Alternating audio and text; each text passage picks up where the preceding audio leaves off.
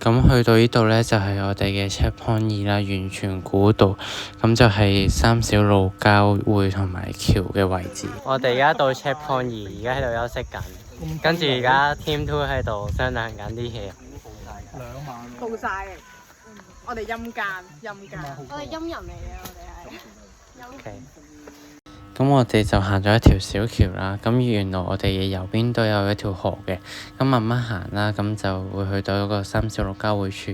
咁開始呢，我哋嘅右邊就會有一啲耕地啦，咁你向左行啦，咁我哋就慢慢入到一啲村屋，咁去到一條橋同埋電纜線差唔多交匯處嘅地方啦，咁然之後我哋揾唔到路嘅，咁我就繼續直行啦，咁直到潘 Sir 就提翻我哋會唔會我哋行錯咗啊？咁我就好迷茫啦，咁我就翻返去轉頭揾，咁原來呢，一條向左入村屋嘅路呢，先係我哋一條公路嚟嘅。咁呢，我哋就開始上山啦。咁然之後，另外一隊 Team 2呢，咁就喺我哋前面嘅。咁佢哋入咗呢個樹林之後呢，就好唔好彩咁樣俾蜜蜂針到。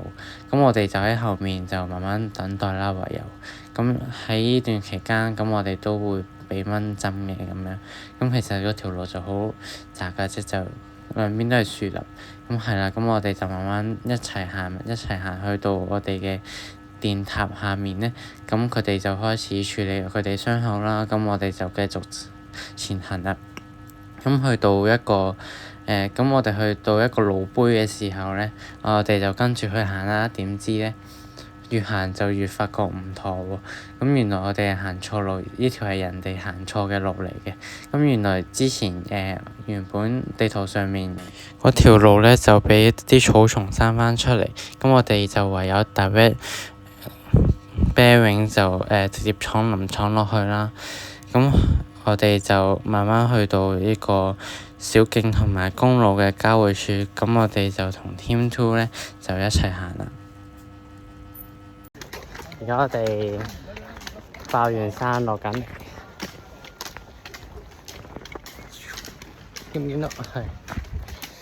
咁我哋就沿住公路繼續行啦，咁兩邊都係屋嚟嘅，咁一直行，直到前面遇到一條大嘅公路啦，咁呢個公路嘅交匯處咁就轉咗，咁就去到迴旋處就係營地啦。咁我哋大家精神同埋肉體上都好疲倦啦，咁但係都擠出最後嘅微笑去影翻張相，咁就去到營地嘅。